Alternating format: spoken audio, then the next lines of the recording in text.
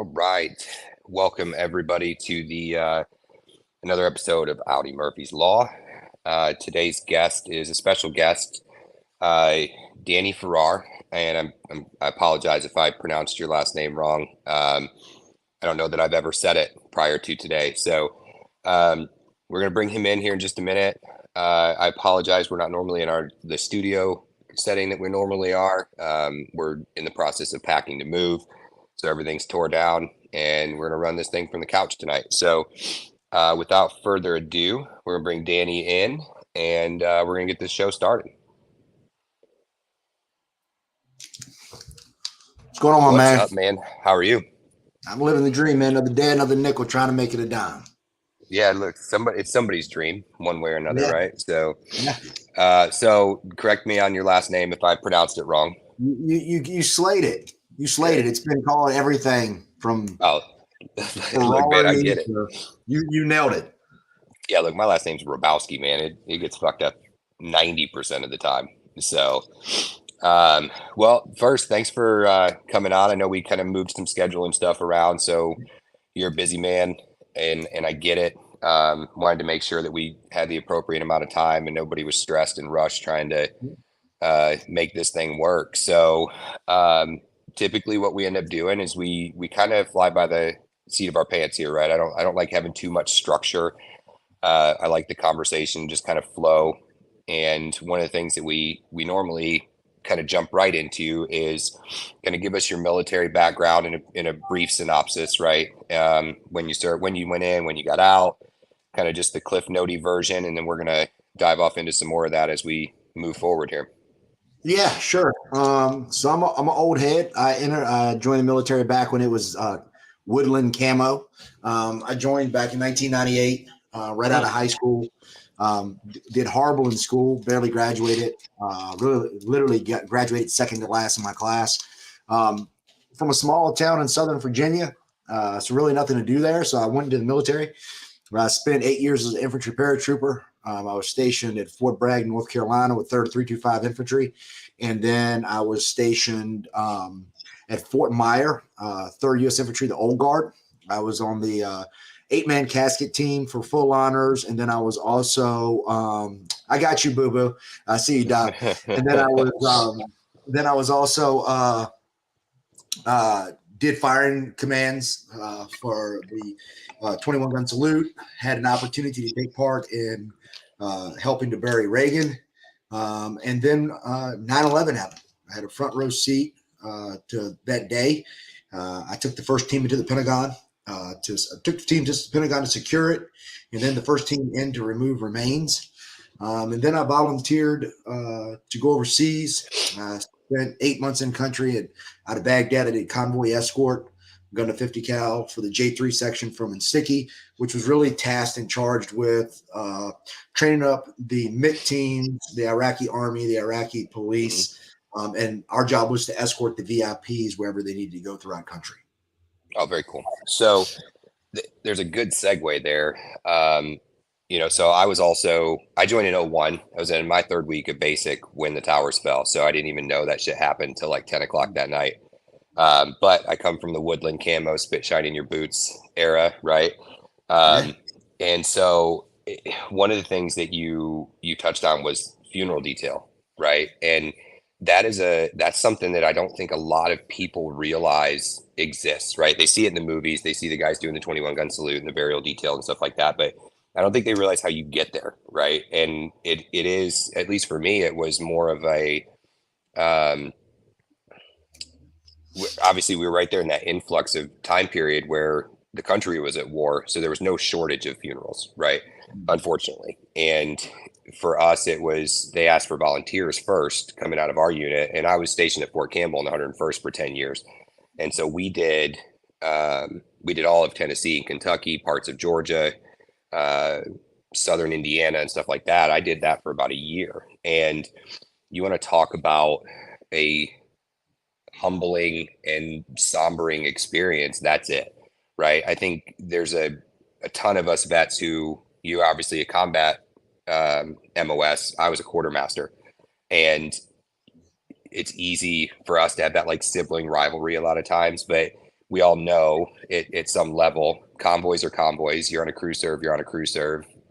You're on foot, you're on foot. It doesn't matter what your MOS is. You have to trust the guys that are around you, right? So um, you end up on the funeral detail conversation, and I think you're very disconnected from what a lot of that looks like, especially at the time. You don't have that moment of time to process it. And I know anybody who follows you on social media, a lot of the stuff that you talk about is that stuff, trusting the people around you, knowing that you've had those pitfalls in your life, knowing that you've had those fucked up scenarios, and then how do you overcome those? And also acknowledging the fact that there was a period of time that you didn't. There was a period of time that you were down, I was down, every other service member that we know kind of lived in the own hole that we dug, right? And found your way out of that. When you're on a funeral detail, you're seeing it firsthand. There's no separation, there's no escaping it. You're literally seeing the effect that it's having on these guys' families, their wife, their husband, their father, their mother, their brothers and sisters, their kids, for Christ's sake. Um, how did you process that? Well, I mean, in the old guard, you're doing 4 to 8 funerals a day, five Yeah. days a week. Um, and it's one of those things. I've seen some heartbreaking moments at funerals. I've seen some what the hell were you thinking moments in funerals, Yeah. but again, to your point, like, we used to, even when you look at the different types of funerals that we would do, you would do a World War II guy, or you would do, and I've always thought the craziest thing to me were the people when you go through Arlington and you see that they're the guys that got World War II, Korea, and Vietnam. And Yeah. you're like, holy shit, man. Yep. Like, and you wonder in those cases, like, were you like actually in the shit all 3 times, Yeah. Yeah, because I can And no longer so, relate to you at that point, right? yeah. Like, there's no fathomable scenario that I can process that shit. And so for those, there was always like a sense of, there was a sense of honor to doing the Hmm. funerals. I think a lot of the guys that were stationed there, um, for them, that's how they looked at it. Was like, all right, this is an opportunity to pay homage and then do it right. Now, once the war had started, and now you're starting to do, this is my generation, Yeah. right? There was a fundamental shift in how you perceived it, right? Hmm. From, I'm burying an old head, um, got his time in life, to now, like you said, damn, like, the little kid isn't a grandkid or a great grandkid. This is their son. Hmm. This is their daughter. And the realization that, man, that daddy's not coming home, or mama's not coming home. And so those sides of the house, they took on their own life. And then really, anytime anybody operates around death that much, um, you can't no longer kick the can down the road. You can't pretend, as a young man, probably a young woman too, but as a young man, you, like, in your 20s, you got a sense of, feeling it invulnerable. When you're doing 8 funerals a day, that invulnerability is shot. It's not there anymore. Yeah. And, and you kind of process that over years too, right? Some of those kids that we saw at those funerals are in service now, Yeah. serving in the same campaign or same war anyway. Maybe obviously not the same campaign, but serving in the same war. When that Yep. statistic came out, what was it? Would have been in 2019. They're like, kids who weren't alive on September 11th are now in the service, right? And you're Yeah. just like, shit, we went off and got old, Yeah.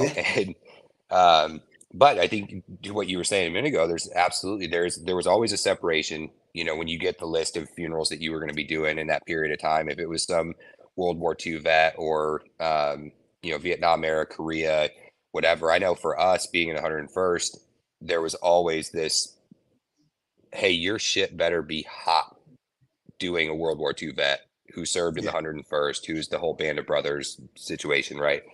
like you end up in, there's a handful of divisions in the Army that are that way, right? They have a ton of history and a ton of pride in being in those units. And when you knew you were kind of doing one of your own, even though it's all one of our own, but then you kind of isolated down a little bit further, you knew it had to be good, is the best that you were going to perform in that scenario. But like you said, you run across some that, I mean, we did one, would have been 04, 05, and a grandfather came rolling up in his wheelchair with his airborne beret on. His grandson was killed in OIF. His son was killed in another, like Panama or something, right? It was almost like you see these TV shows where they're talking about bloodlines and lineage and all this. Like his entire bloodline was gone, and he was the last one. And he come rolling up, and I remember sitting there seeing him shaking, trying to take his beret off to put it in his son's casket, and he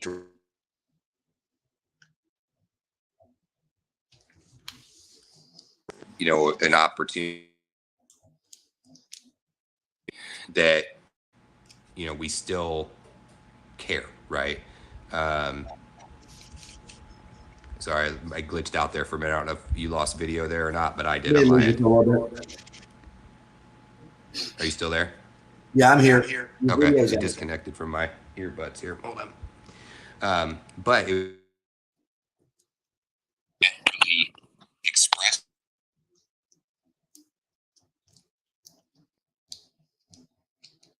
that it has on you, right? And I think that was my overall point in circling back to the funeral detail portion, was that it's right there in your face. You don't have that separation now that you did when you didn't have time to process that stuff. You knew that you were going to process it later when you got home, and it was going to be fucked up, and you were going to figure out whether you're going to drink through your demons or fight through your, whatever the case was. But in a situation like that, you're just there. You don't really have a choice. So, yeah,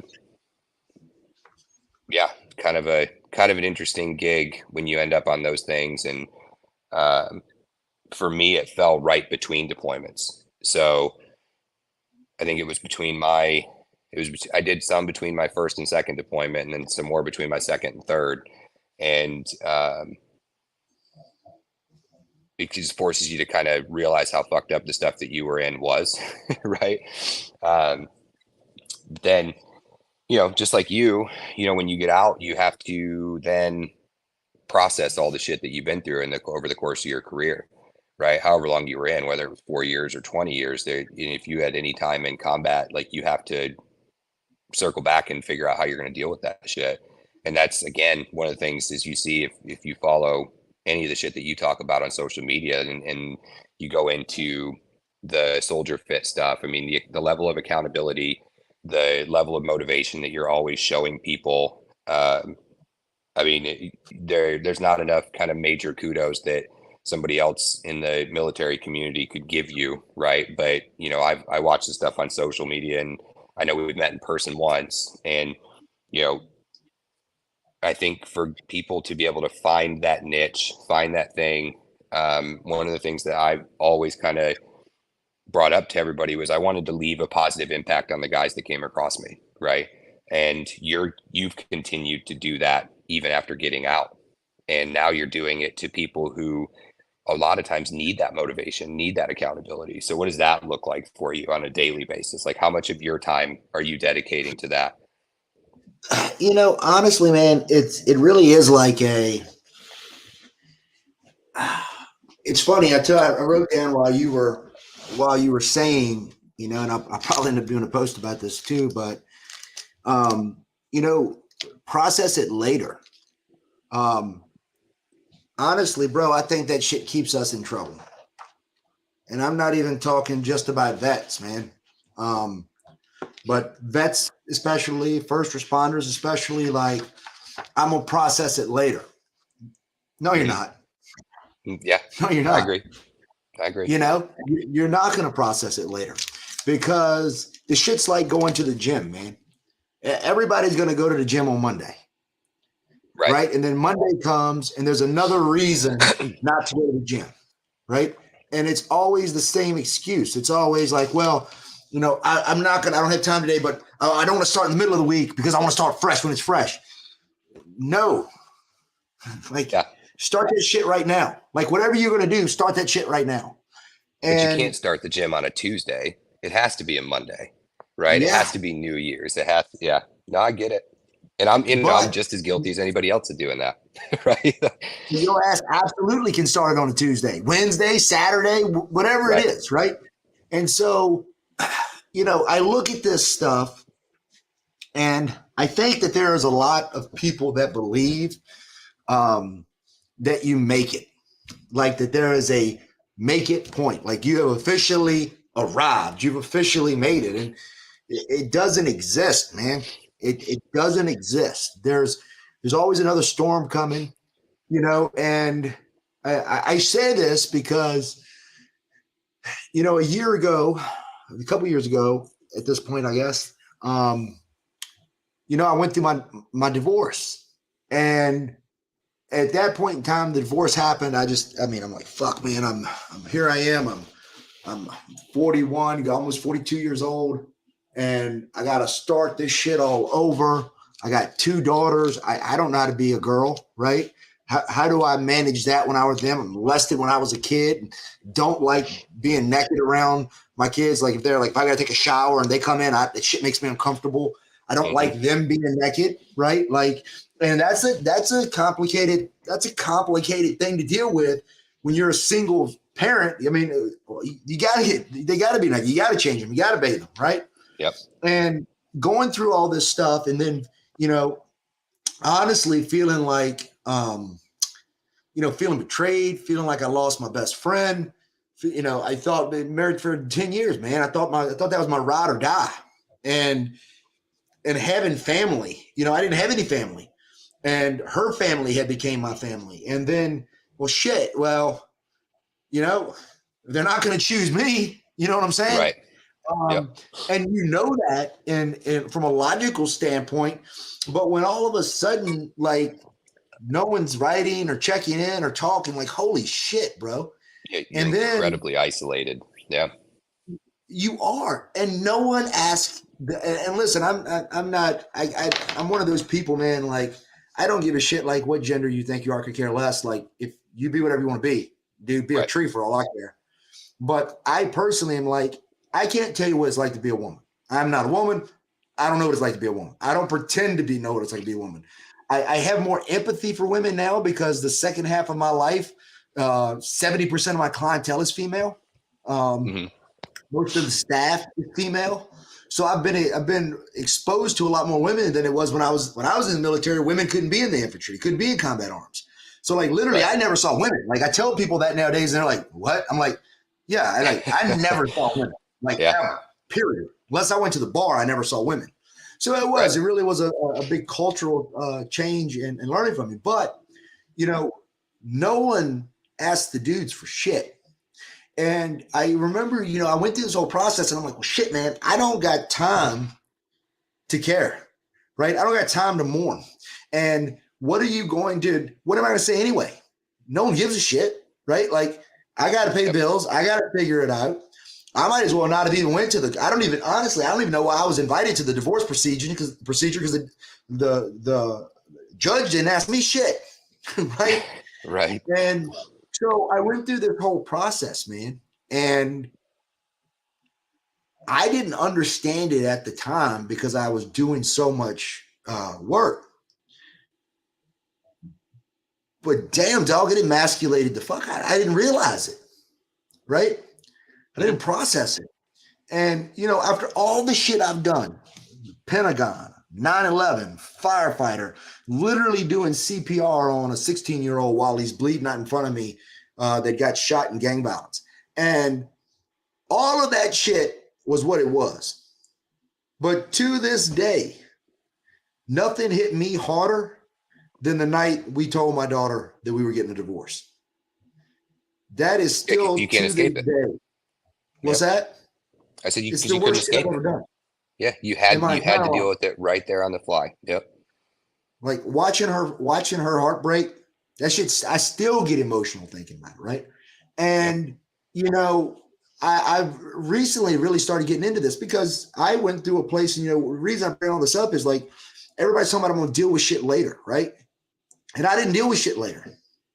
And ultimately, I end up like I get in another relationship, and I don't know if anybody's ever been there, but like there's this woman that should be on paper like she's gorgeous, right? Um, does right by me, does right by my kids, but like dog, it's just not there, you know. Right. And going through that process, and then just getting to a point where like people starting to hit on you that are with other people, and I'm just like, dog, like all of these people are messed up, man. All of them. Like Yep. the Lifetime Yep. channel is a crock of shit because women are bad, at least as bad as men, if not worse. Right. And I go through a Yep. whole phase, man, where I'm being unfaithful, right?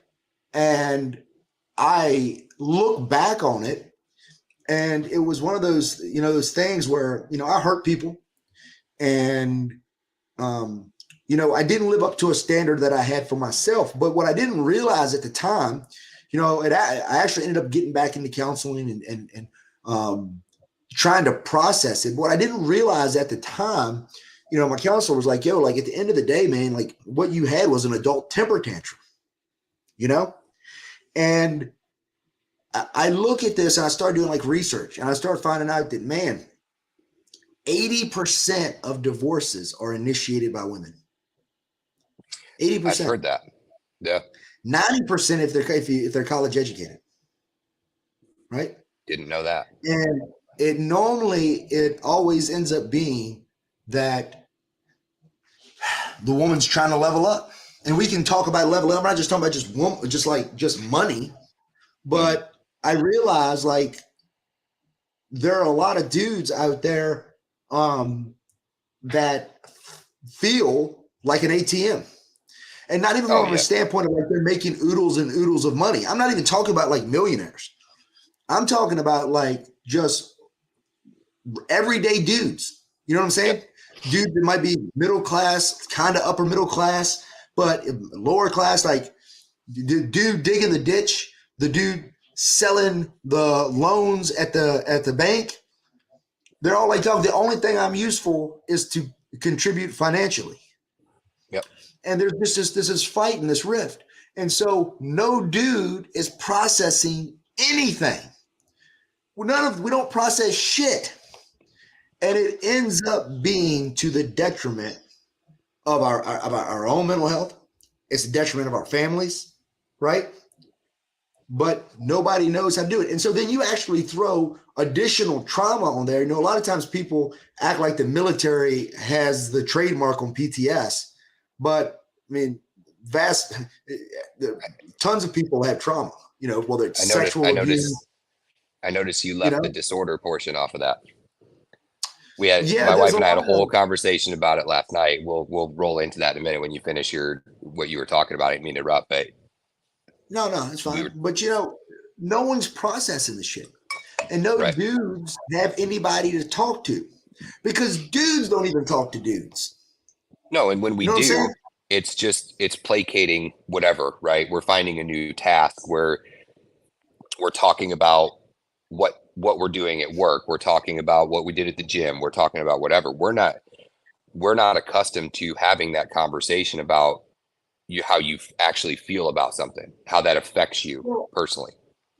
You can answer this or not answer this. I'm not going to be offended one way or the other, but when's the fucking last time you actually got on the phone and cried in front of a guy?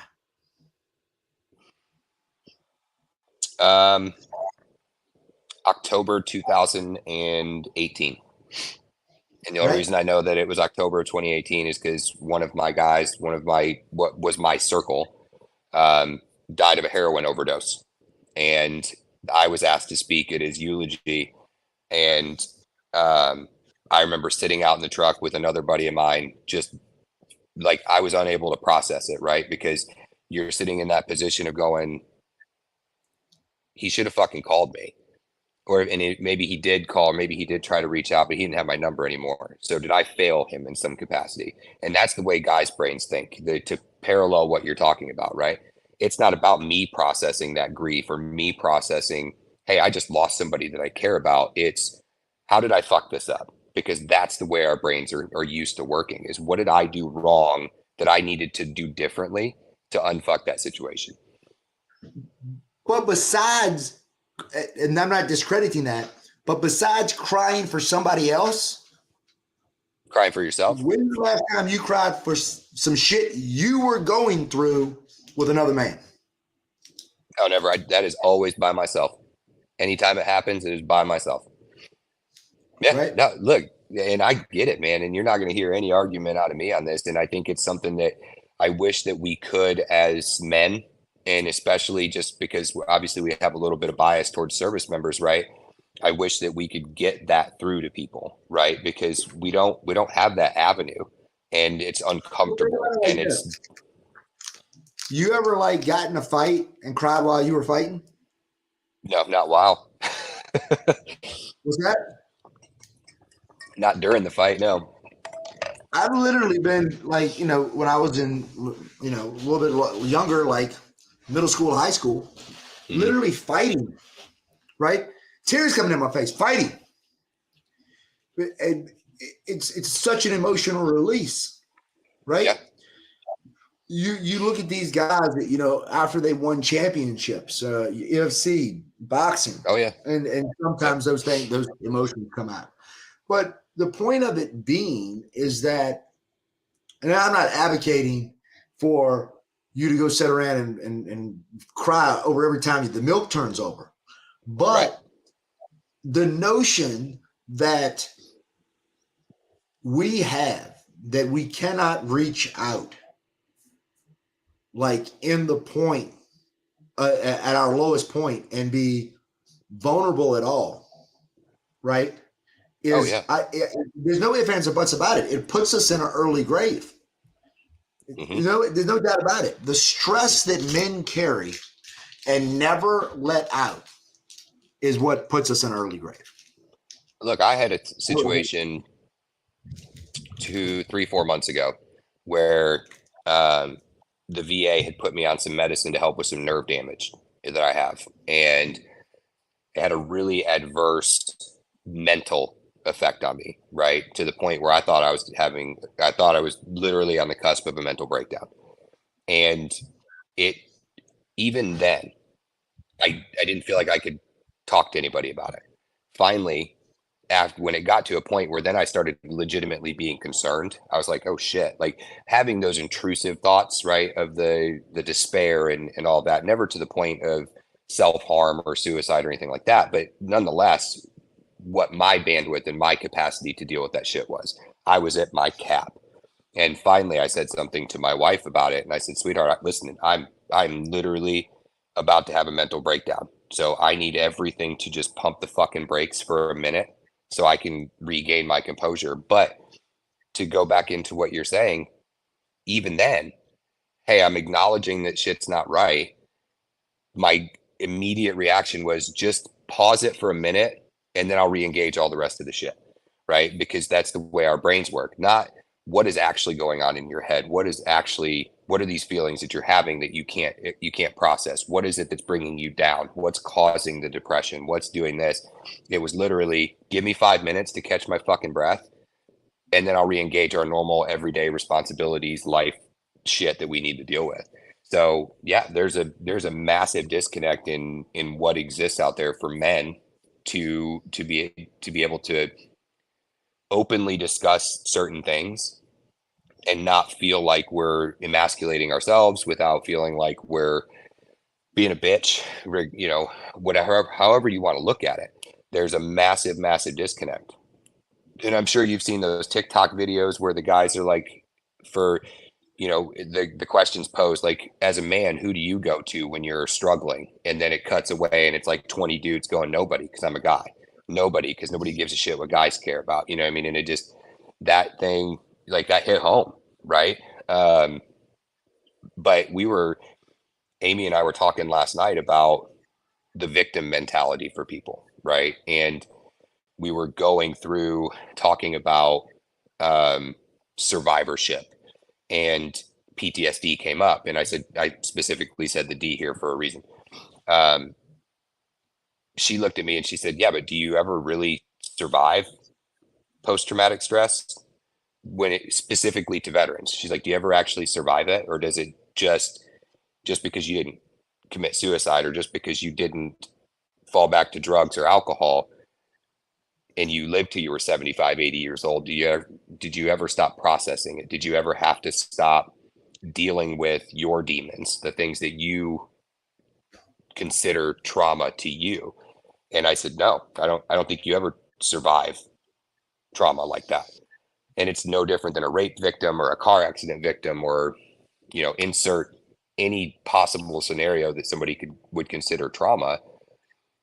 Veterans are just the easy target there because our generation, they labeled it PTSD. They threw it in everybody's face. There's billboards all over the fucking country. So it's easy for everybody to immediately associate veterans with PTSD and label it a disorder when it's not a disorder. It is now something that you have to live with because you served your country. You got into a combat situation. Your buddy died. You watched somebody get blown up that should have never been blown. Whatever the case is, we all have 8 million stories that can fit in that box, but you don't ever survive it. And I think that was the point that her and I got stuck on last night, is what does it mean to survive that? And I don't think that you ever truly survive it. You weather that storm, but I don't think that you can survive. But the only way you weather it's by having conversations like you and I are having right now, being open and being candid with people.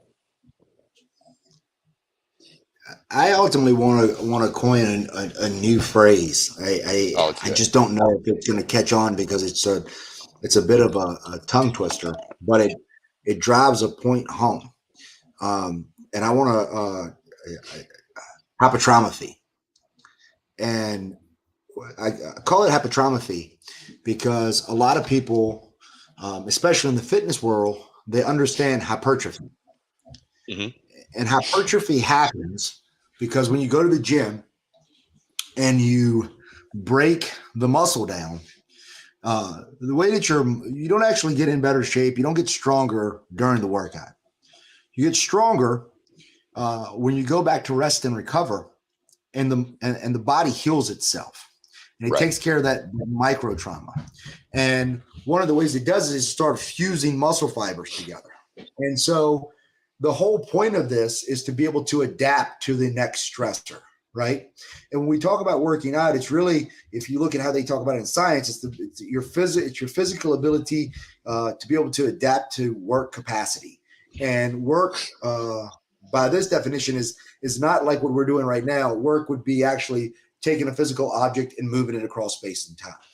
So your body is evolved that when it does this, is that you do your workouts, or back in the day, if you were working and surviving, you're going to get stronger with the intent of being able to handle the next physical evolution in your life, right?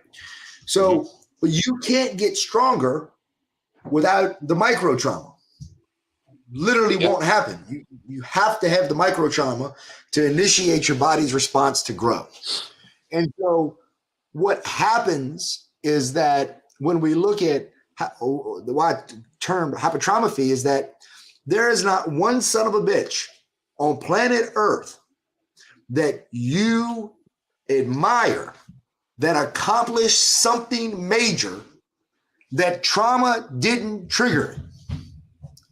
Doesn't exist. No, that's right. There's not one person that started a company, a nonprofit, that did major things, had major ramifications on their community or the world, that some form of trauma didn't trigger it. You have to have trauma to grow. No ifs, ands, or buts about it, right? Now, the problem that comes out is that there's varying levels of resilience that people have. And B, you have to make a conscientious decision to either wallow or move past it. The problem is that we tend to screw this up and go one of the extremes.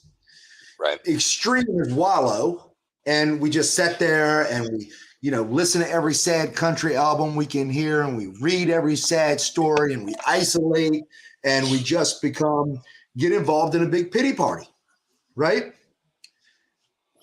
The other extreme is I'm not going to even process this shit. I'm not going to talk about it.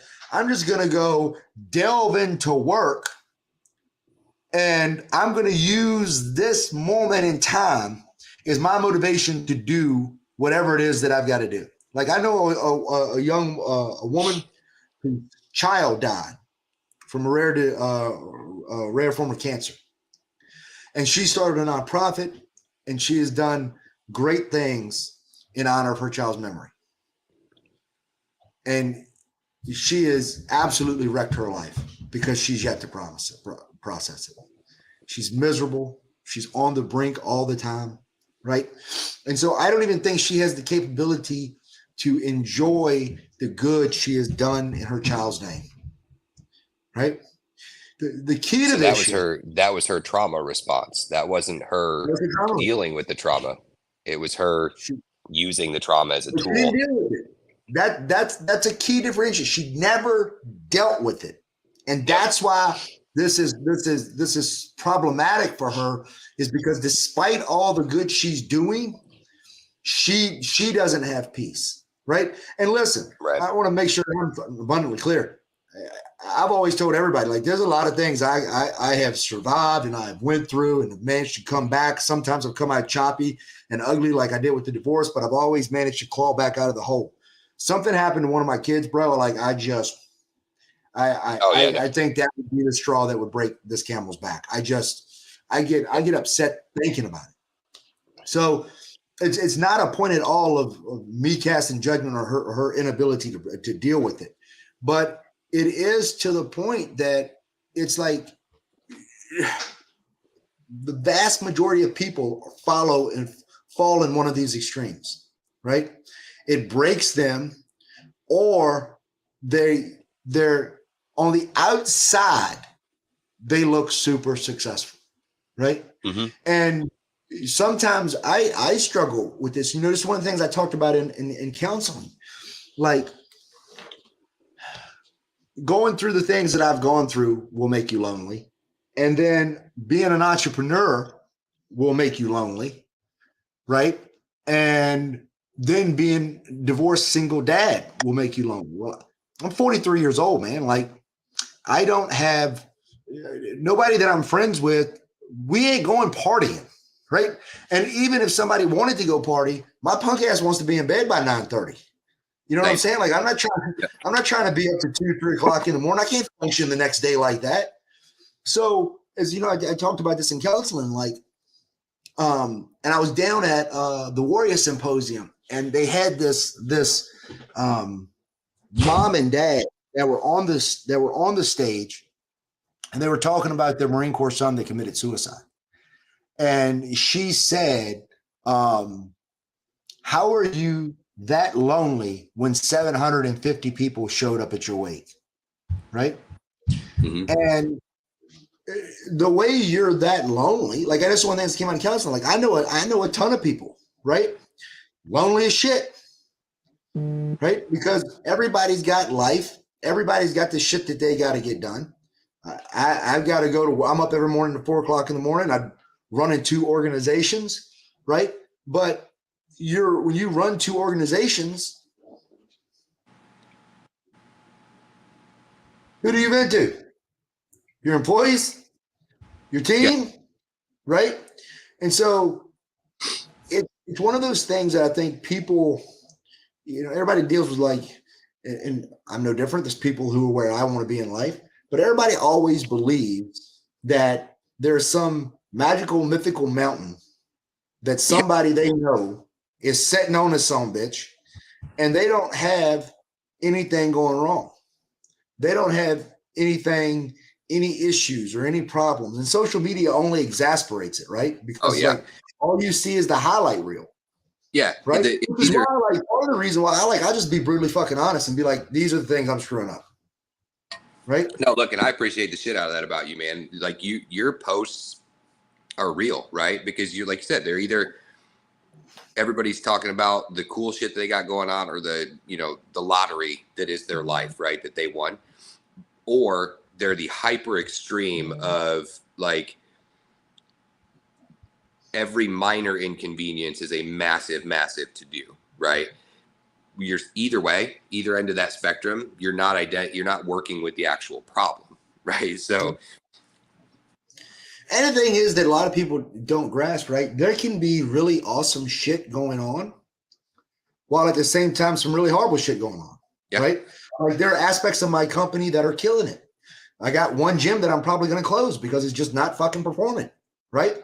Right. And that's the real. Like I remember I went to this thing. I hired this coach as a coach for me. His name is Bedros Koulian, and the thing that really, he's the CEO founder of Fit Body Boot Camp. He's worth $200 million.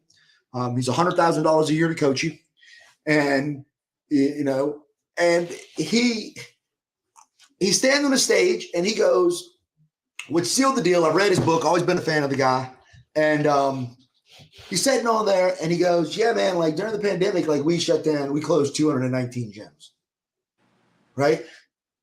And he's like, there were times I was on the owner's call and I was like, "Guys, I don't know what to do." Like, we're going to try some shit, but I don't know what to do. And for me, those are the people that I respect, man. Like, it's like, dog, like, and I think there's always this misbelief. The military instills this belief horribly, I think, is that you have to, or are supposed to know all the answers to every fucking question. And it's like, nobody knows all the answers to every question. Yeah. Right? Nobody knows. So I've always had a great deal of respect for leaders that come up and go, "Dude, like, quite frankly, I don't know what the hell we should do right here. This is outside of my scope. I ain't never seen anything. Anyone got any suggestions? Because I am lost." Yeah. Right? And there's something about that brutal honesty that instills trust, where it's like, you can't never know what's going on. You know what I'm saying? Like, you can't be like every single thing that comes out, I don't know what the hell's going on. Like, you gotta have some level of confidence. But if you have a level of confidence, but then you also have that level of humility to be honest, to be like, "Dog, no clue." Or like you said, like, failed. Like, this shit didn't work. I can point to these reasons why I think it didn't work here, but at the end of the day, it didn't work. Yeah. And my thing, every time I have conversations with my guys they're presenting with problems that maybe we don't know the answer to, I'm like, cool, we just pick one and we're going to move in that direction, because standing in the middle of the street will get you killed 9 times out of 9. Right. Yeah. So I'm a big advocate for just don't fucking just stand there and do nothing. Like throwing your hands up going up, well, it's all fucked, it's all on fire. Like that's not going to solve the problem. There has to be a direction. I can deal with you picking the wrong direction. I can deal with you saying, "You know what, instead of just letting it sit here and die, we're going to try something," and it not being the right answer. I can deal with that.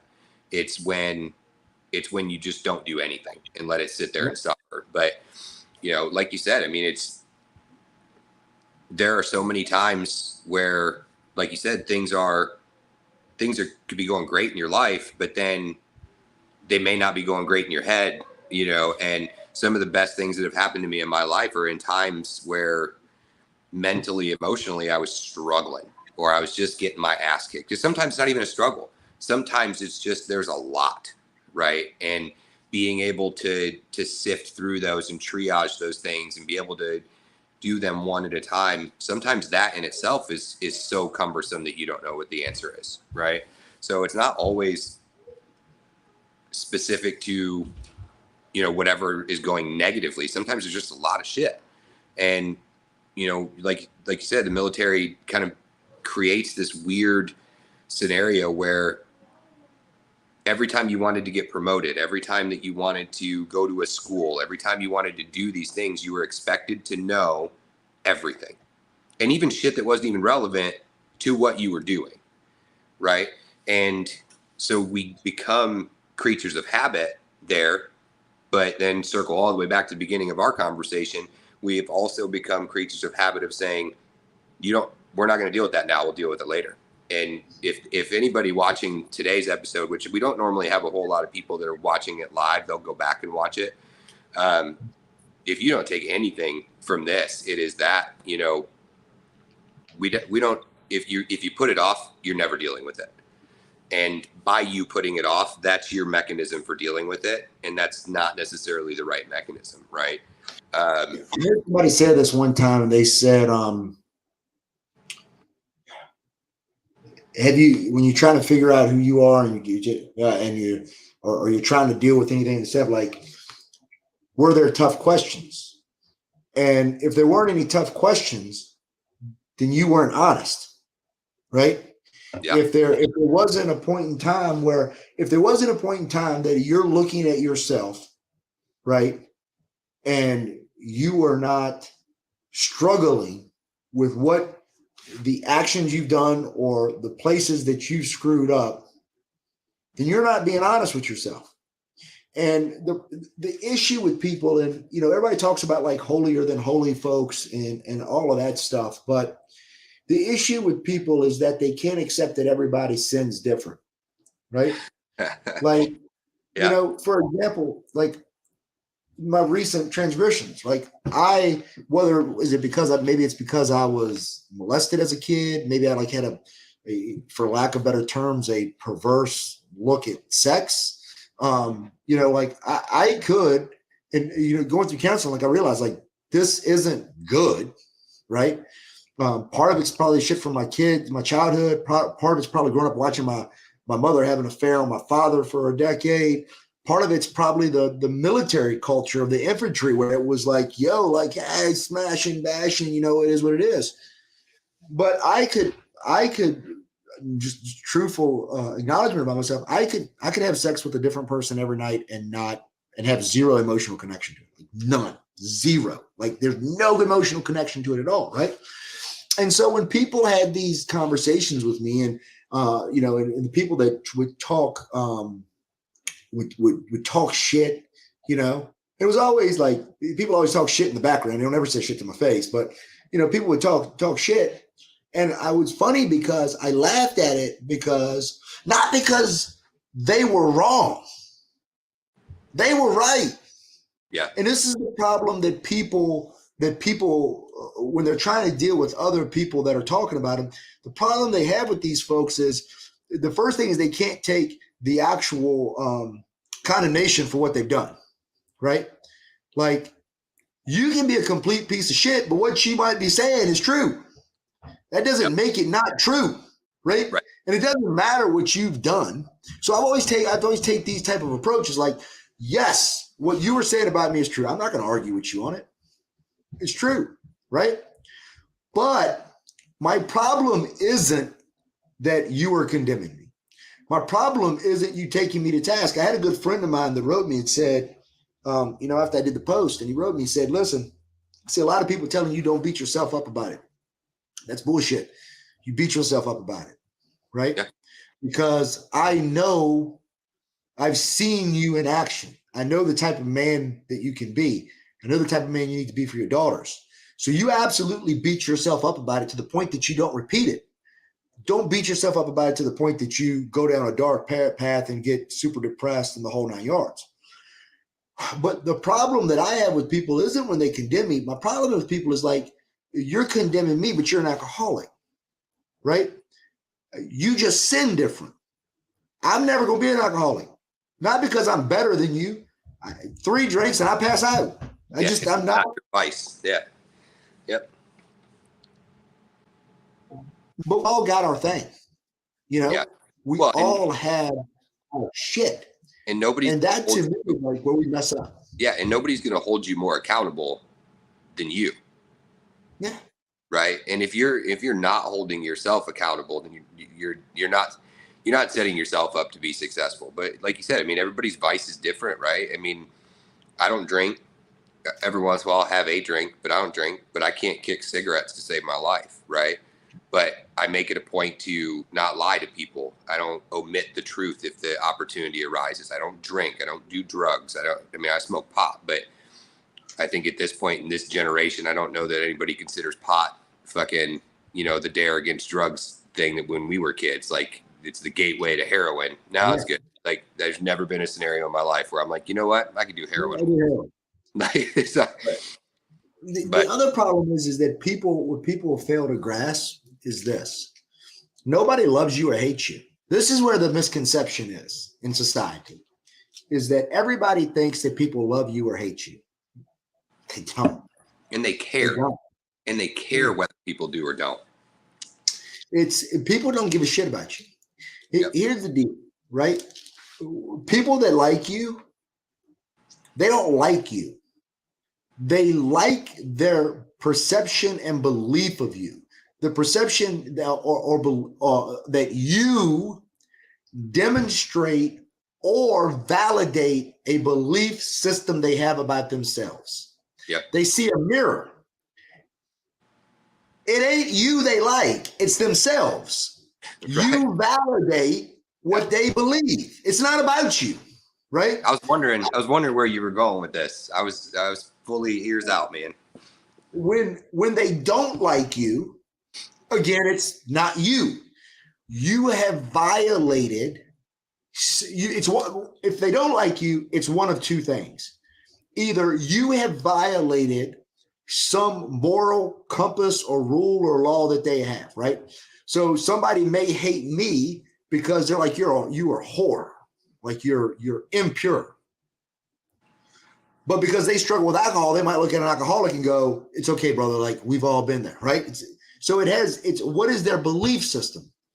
The other reason they hate you is when you invalidate their excuses. If you invalidate their excuses, then they have to find a way to tear it down because they don't want to turn around. What I have found is that people are either they're inspired by you proving their excuse wrong, or they hate you. They fucking hate you because they don't want to do the work and look in the mirror and go, listen, if that dumb son bitch did it, then I could do it, right? But either way you look at it, it has nothing to do with you. And if everybody would take this approach, that you couldn't get too big of a head because you would know that the people that like you have nothing to do with you anyway, right? And you couldn't be too offended and too wounded about what somebody said or thought about you because it's not even about you. It's about themselves, right? And we would stay out of so much. So I think our psyches and our depressive states, all of this shit would get so much better if everybody would understand that everybody else doesn't give a shit about you. Period. Yeah. No, I mean, look, that's like I said, when you started going down this road, I was like, all right, I'm interested. Where are we going here? And now that you got through it, I mean, you're right. I mean, it makes perfect sense. And there's so much jealousy and envy, the fear of missing out of things that exists from one person to the next because they see something that they don't have, right? So they see something in you that parallels their belief system, and they're like, why am I not there? So, and there's a lot of layers to that onion that we could spend the next couple hours talking about for sure. But, I think I'll agree with every bit that you just said, because you have to have your own. And I think roll this back to the military stuff, right? This is part of one of the character traits and things that they break you down and break you out of, right? Is you have to know where your own ethics and morals and all of that live, but you also have to have a certain level of your own self-worth that guys join the military and gals at this point, like everybody joins for a different reason. Some people are joining to escape. Some people are joining because it's their family heritage. Some people are joining because they're bored, right? Some people are joining because they know they'll end up in jail if they don't. I mean, whatever their reasoning is, the military can't facilitate that for you, right? It can't increase your self-worth. It can't increase your self-confidence. Now, for some people it can, right? And generalizing, but if we're all wearing the same uniform, we're all doing the same dumb shit with each other, We're all going to the same range on the counting ammo, doing all this other bullshit that we do on a regular in garrison Hold time. on, I got a crying baby. I got to find out what's going on. Oh, you're good. You're good. Hey, baby, you okay? Oh man, he's running his from his house. I'm running mine from mine. I've only had to mute my mic and let Cooper once, so I think it's the victory. We might be wrapping it up here, though. We're almost to the hour mark, and he's if he's got to go take care of his kids, we'll absolutely let him go and do that. I was getting a couple messages here and there while we were talking. It looked like my screen had went blank for a little while, so hopefully I didn't disrupt it too bad. But just to give everybody a little bit of background on Danny while he's gone. So he's the founder and CEO of Soldier Fit Gyms. They have, I don't know exactly how many he has, but he has multiple gyms that he runs and operates. He's active in the motorcycle community, just like a lot of us that have gotten out. And, you know, it dawned on me when we were talking that we've met before, but he's back. Disaster averted. I don't know. She's about ready for bed. She's about ready to be tuckered out on me. Yeah, she did look, man. Before we come down and say, did you want to come down and say hi? No. Say hello. Hi. Can you say hi? Can you say I'm a honey badger? Honey badger, that's my favorite animal.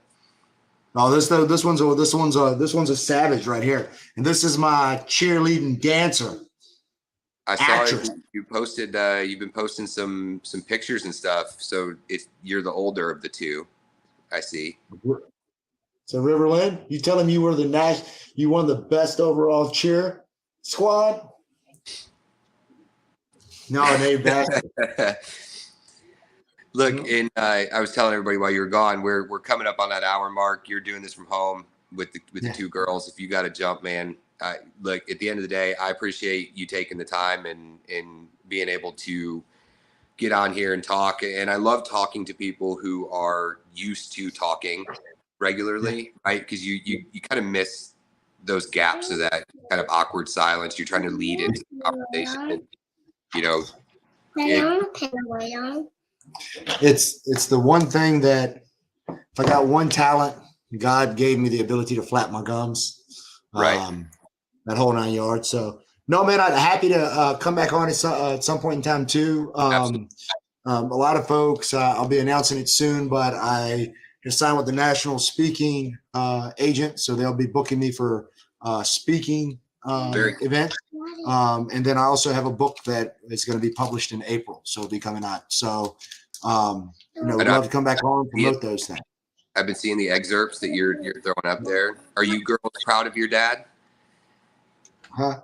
What's up? Well, River wants it to be a. Can you hear him, honey? He asked you a question. He asked you a question. Girls, are you girls proud of your dad? He asked, "Are you proud of your dad?" Do you know what pride means? No. No, you don't. It's like when you cheer and I get excited. Oopsie, wait on me. For what? For what? About my book. You wanted me to do the book. I didn't. You didn't ask me to be an author? No. No, what did you do? No. When I found out you might be an author, I was cheering for you. You were cheering for me? Are you going to do a cheer for me? No? Okay. It is what it is. But if I was a football team, I would be the Oakdale Bears, and then I would get cheered, wouldn't I? Yeah, buddy. Yeah, I would. You would crush him down and pound him down. Yeah, I would. That's right. You want to tell everybody good night? Good night. Good night. Hey, you want to say good night? On, and we will circle back. I'm going to take some of these little clips, and I'll throw some TikToks up. I'll make sure I tag you. Thank you so much. Awesome. Enjoy the move, my man. Oh, yeah. Y'all have a good night. I appreciate you. Later, Bob. Take care. All right, ladies, let's go do. All right, so that was Danny signing off for the night. I've got to get my son to bed. So I appreciate anybody who jumped on to watch. We're going to try to do these every Thursday, but it sounds like some of the guests that we have lined up, their schedules don't line up with Thursdays. So I think next week's is going to be on Wednesday with Ali Rodriguez. She is a TikTok influencer. She does VSO stuff for to help vets get through the filing their claims through disability and all this other stuff. But if you guys are interested in taking a look at her before next week's show, go on TikTok and look up at Ally, ALLY says nope, and you'll get a kick out of it, especially for you guys in the military community that served and know the pain in the ass that dealing with the VA is. So we're excited to have her on. We will absolutely be circling back to having Danny back on at some point. If he's not, locked into some sort of deal where we have to come up with a large sum of money to get him in here. But I'd love to get a chance to talk to him about his book and all that afterwards. So without that, without having any idea what the rest of the schedule is going to look like as far as what day, just keep an eye on the socials, and I'll be posting when we're going to go live. I like doing these live. I've had a few people ask if we could pre-record them. I'm not a fan of that because I like being able to see the comments pop up and address them as they show up. So without taking up any more of anybody's time, we appreciate you guys watching, and we're going to do a very abrupt stop tonight instead of the normal outro because I'm doing this from my couch, and we'll see y'all next week.